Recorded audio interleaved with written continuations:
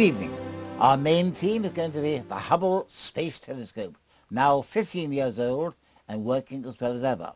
But first of all, our usual news notes. Mars. The Spirit rover is still crawling about inside Gusev crater and has sent back a movie of a dust devil there, the first dust devil ever seen on another world. Meanwhile, Chris has been to the National Astronomy meeting in Birmingham, where there was a great deal of interesting information. There always is. It's the one chance for us as astronomers in the UK to get together and share results. And there are several highlights this year. For example, a whole new kind of star cluster that's been discovered in our near neighbour, the Andromeda Galaxy. An entirely new type. That's right. It's believed that they might be the remnants of small dwarf galaxies which have been ripped apart by the larger spiral. So we know our Milky Way is eating the satellite galaxies around it. The large and small Magellanic Clouds are destined for that fate in the near future. And so maybe these clusters are the remnants of the cores of these small galaxies. But let's look a little further out. And astronomers have been looking at black holes in the early universe, looking at galaxies in the first quarter of our universe's history. They've discovered that you can look at these objects in X-rays and see hot glowing gas. And that gas is associated with material falling into black holes at the centres of small galaxies. Now, we're used to the idea, we've discovered over the last 20 years, that our own local group, all the galaxies have black holes sitting at their centre. But to see these in the early universe is something new.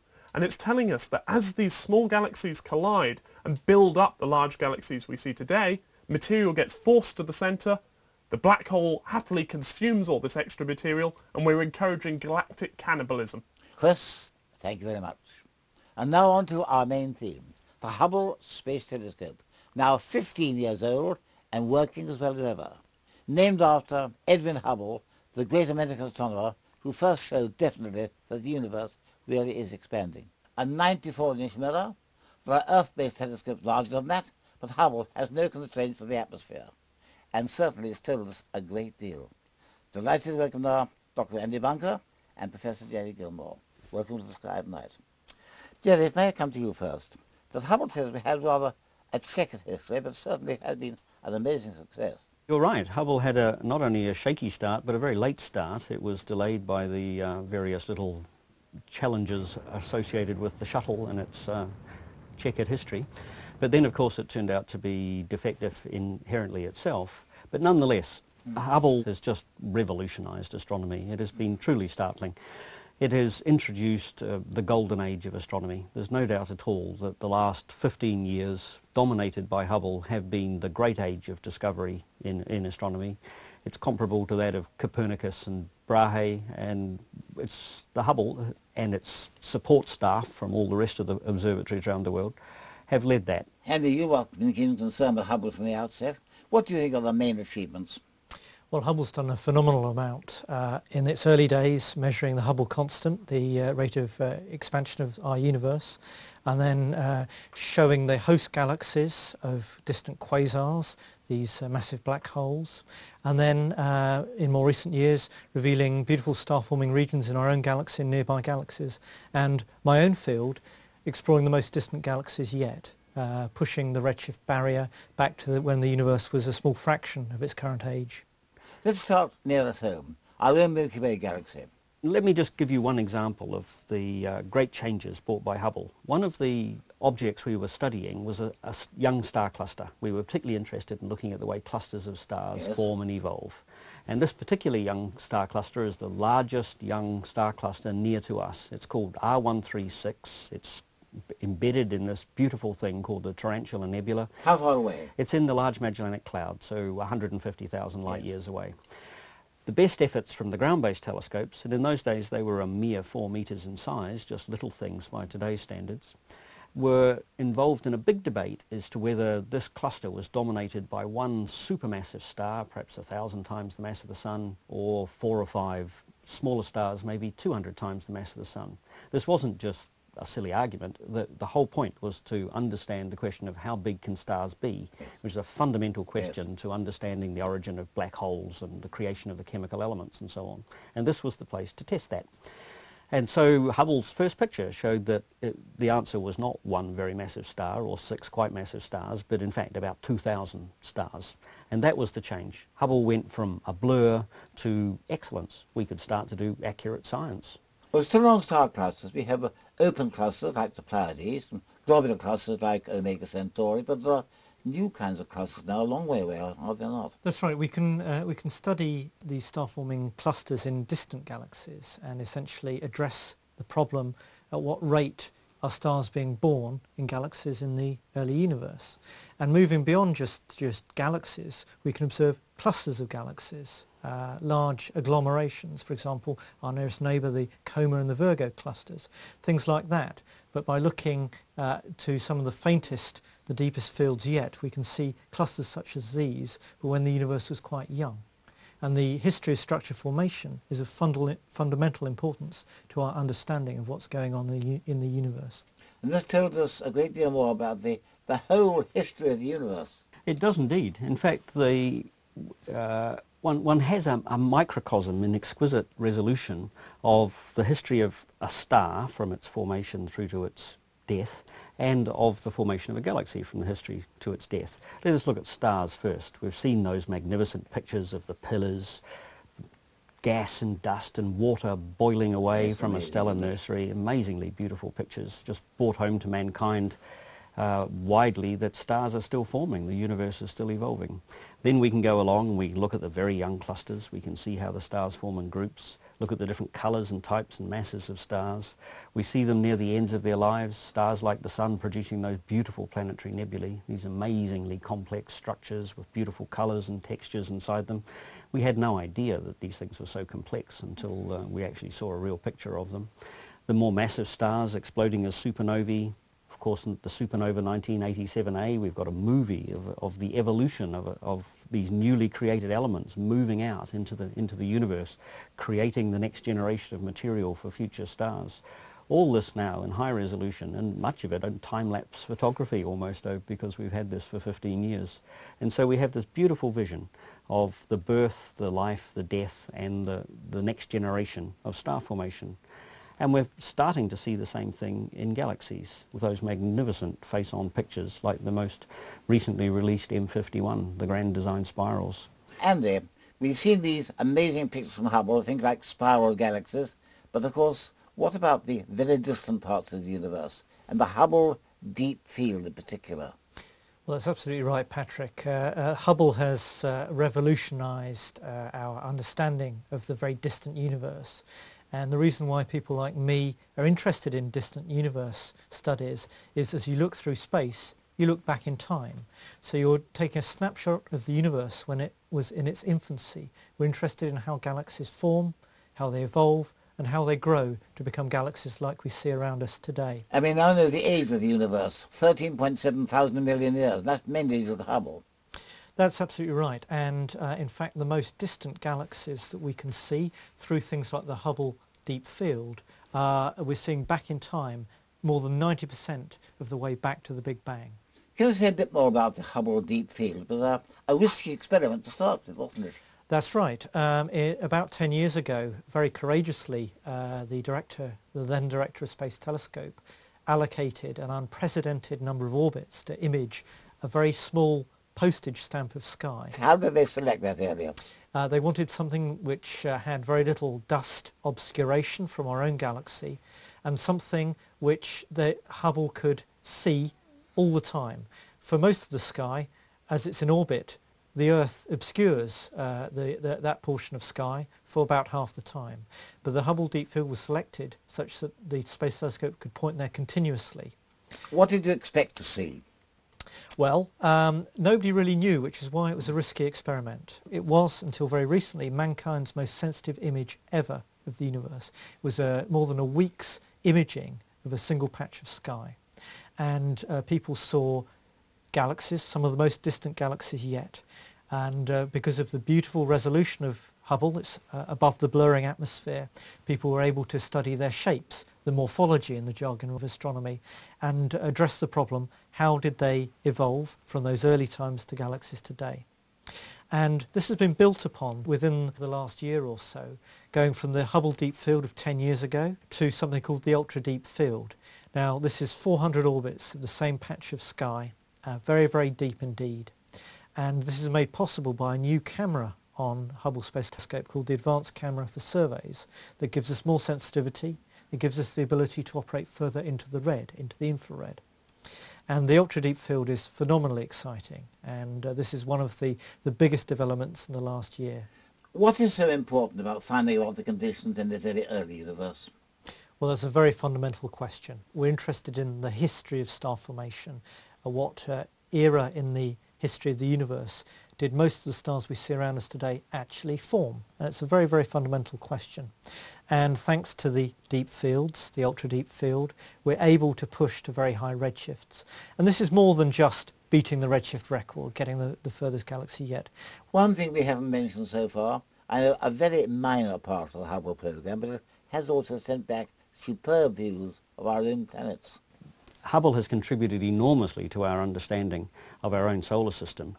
I remember vividly the gorgeous pictures of the comet crashing into one of our immediate planetary neighbours, and we were seeing a planet evolve. Yes, superb images, superb realisation that life and the planet is a transitory thing as well. But also it's worth bearing in mind that since Hubble was launched, we've discovered a lot of planets around other stars, and Hubble has began the scientific exploration of those as well. By looking at the eclipse of another star by its planet, people have been able to start studying the atmospheres of those planets as well. So a subject which didn't exist when Hubble was launched, it's as new as that, has begun to be contributed quantitative science by Hubble, telling us what are the atmospheres of planets around other stars. In the planet forming process, stars develop disks around them, and Hubble can show those. It is actually very obvious in the Hubble images. In fact, it's so obvious people have started to take for granted some of the very, very early Hubble images, particularly of the Orion Nebula, discovered these things that came to be called propylids. These were shadows of disks around forming stars projected against the bright nebula in the background. And so we're actually looking at the dust clouds, which have new stars forming inside them and have new solar systems forming around them. And this was the first direct evidence that planetary formation was a common phenomenon. There was much debate beforehand as to whether this was a very rare event. Our solar system was, after all, unique as far as we knew. But very, very early on, these beautiful pictures made clear that pretty well every star that's forming now has a planetary system around it. We have these magnificent pictures. Taking them is one thing. They then got back to Earth, and that is quite a process. And Chris Lintott went over to Garching, where this work is being done. During its 80,000 orbits around the Earth, Hubble's looked at over 20,000 different astronomical objects and taken some 700,000 images. All of those are stored here at the European Data Archive in Garching, Germany. All of these data end up in a public archive, accessible not just to scientists, but to anyone with a computer. We have here the Whirlpool Galaxy, which is a magnificent new image taken with Hubble with the Advanced Camera for Surveys.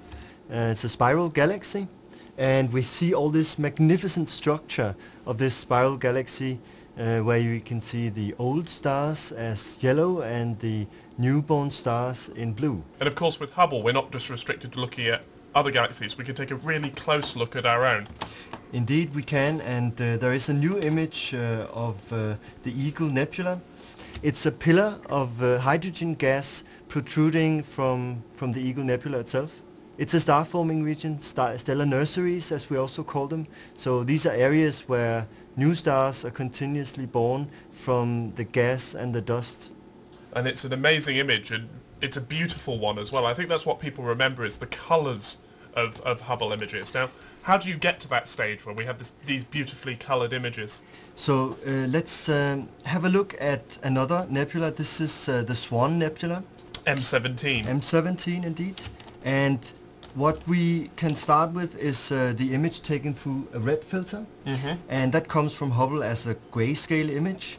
And there are lots and lots of streaks, white streaks covering all over, covering the image all over. These are cosmic rays, so these are particles of hard radiation hitting the camera in space. This is one image out of 4 that comes out of this camera, and when we put them together we get this well-known shape. So we run it through the image processing pipelines in the archive, and it comes out in a much cleaner version as we see here. We do the same for the image taken through a blue filter and through a green filter. And then we colorize the individual images. Basically we put a color filter, a digital color filter over them, which corresponds more or less to the filter that was in Hubble. So we end up with these 3 red, green and blue images. We put them together on top in a stack, and then the coloring of the nebula itself becomes visible. Then we have to adjust the colors to fit the computer screens and print. But the images are really only a start, because although it gives a perfect overview, a very sharp overview of the structure of a nebula like this, scientists need more quantitative data. Numbers. They need numbers indeed. But luckily Hubble also has spectrographs on board. It takes weeks of work to produce each image, not just useful scientifically, but beautiful as well. So as you can see, a lot of work goes into producing those amazing images.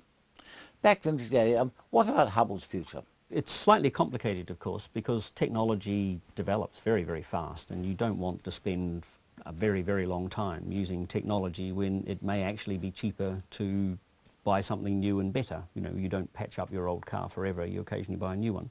In Hubble's case, it was actually designed to be repaired quite regularly because it has moving parts on it, gyroscopes in particular, which fail. As it happens over time, the cost of the repairs has become very large, the amount of money available is not infinite, and so at some stage someone has to make a choice between the cost of continually repairing what we have and building a new one. What would your preference be? Keep it up there, repair it, or build a new one?